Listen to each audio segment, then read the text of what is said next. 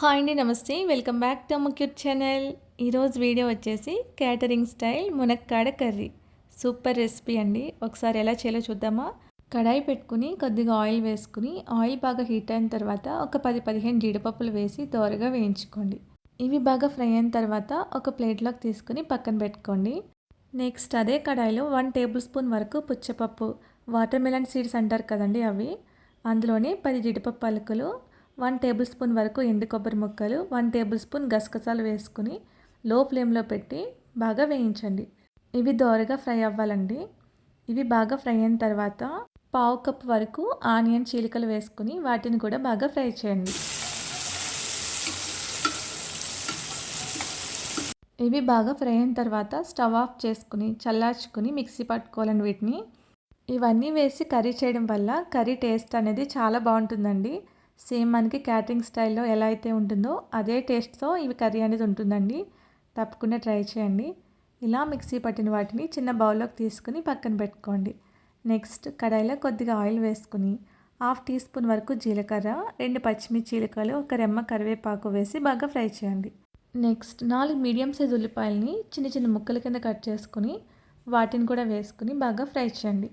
Onions మనకి దోరగా fry అవ్వాలండి. సో అందులో కొద్దిగా సాల్ట్ వేసి ఆనియన్ ముక్కలు మగ్గిస్తే ఫాస్ట్గా మగ్గుతాయండి. ఓకేనా? సో కొద్దిగా సాల్ట్ వేసుకున్నాక ఒకసారి బాగా ఫ్రై చేసి మూత పెట్టి మంటని లో ఫ్లేమ్లో పెట్టి మగ్గించండి. ఇవి బాగా మగ్గిన తర్వాత అందులో 1 స్పూన్ వరకు అల్లం వెల్లుల్లి పేస్ట్ వేసి పచ్చివాసన పోయే వరకు బాగా ఫ్రై చేయండి. ఓకేనా? సో ఈ విధంగా ఫ్రై అయిన తర్వాత కట్ చేసినటువంటి మునక్కాయ ముక్కలు వేసుకోండి. అందులోనే ఒక పెద్ద టమాటాని చిన్న చిన్న ముక్కల కింద కట్ చేసుకుని వేసుకోండి.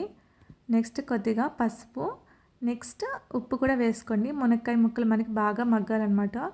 ఈ విధంగా వేసుకున్నాక మొత్తం కలిసే విధంగా బాగా కలుపుకొని మంటని లో ఫ్లేమ్లో పెట్టి మూత పెట్టి మునక్కాయల్ని మగ్గించండి. సో ఇవి మనకి బాగా మగ్గాలండి. సో సాల్ట్ వేయడం వల్ల ఫాస్ట్గా మగ్గుతాయి అన్నమాట. ఓకేనా? కుక్కర్ పెట్టుకునే వాళ్ళు 1 విజిల్ వచ్చే వరకు పెట్టుకుంటే సరిపోతుందండి. సో ఈ విధంగా మగ్గించాలనుకుంటే కనుక సాల్ట్ అది వేసుకుని ఒక 5 మినిట్స్ పాటు లో ఫ్లేమ్లో పెట్టి మగ్గించండి. ఒక 5-10 మినిట్స్ అయితే పడుతుందండి. మునక్కాయలు మగ్గడానికి కొంచెం టైం పడుతుంది కదా. సో ఈ విధంగా బాగా మగ్గిన తర్వాత మిక్సీ పట్టినటువంటి మసాలా పేస్ట్ వేసుకోండి. ఈ కర్రీకి ఈ మసాలా పేస్టే హైలైట్ అండి. ఇది వేసుకోవడం వల్లే మనకి కర్రీ అనేది చాలా బాగుంటుంది. సో అన్ని ఇంగ్రీడియంట్స్ ఖచ్చితంగా వేసుకోండి. ఈ విధంగా వేసుకున్నాక మొత్తం కలిసే విధంగా బాగా కలపండి. పచ్చివాసన పోయే వరకు 1 మినిట్ పాటు బాగా ఫ్రై చేయండి. ఇలా కలిపిన తర్వాత సరిపడా కారం, గరం మసాలా పౌడర్, సరిపడా సాల్ట్ వేసుకుని బాగా కలపండి.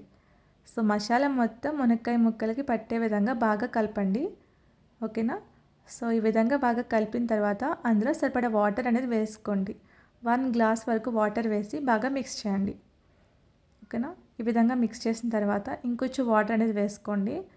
మిక్సీ జార్లో మసాలా పేస్ట్ వేసాం కదండి, అందులో కొద్దిగా వాటర్ వేసి బాగా కలుపుకొని అందులో వేసుకోండి.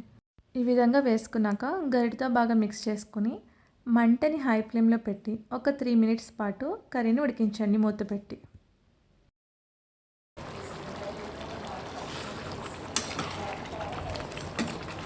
ఒక 3 నిమిషాల తర్వాత ఈ విధంగా గరిటతో బాగా మిక్స్ చేసుకుని మూత పెట్టి లో ఫ్లేమ్లో కర్రీ దగ్గర పడే వరకు బాగా ఉడికించండి.